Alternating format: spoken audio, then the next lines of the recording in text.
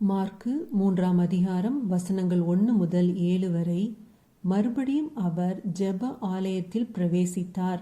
அங்கே சூம்பின கையை உடைய ஒரு மனுஷன் இருந்தான்.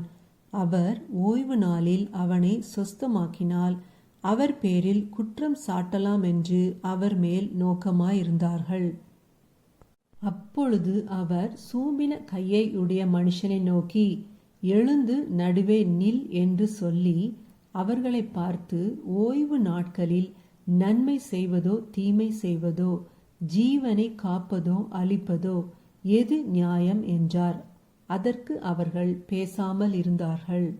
அவர்களுடைய இருதய கடினத்தின் நிமித்தம் அவர் விசனப்பட்டு கோபத்துடனே சுற்றிலும் இருந்தவர்களை பார்த்து, அந்த மனுஷனை நோக்கி, உன் கையை நீட்டு என்றார். அவன் நீட்டினான். அவன் கை மறு கையை போல சொஸ்தமாயிற்று.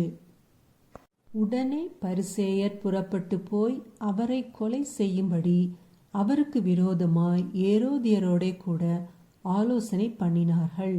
இயேசு தம்முடைய சீஷர்களோடே கூட அவ்விடம் விட்டு கடலோரத்துக்கு போனார். ஆமென். ஹல்லேலூயா.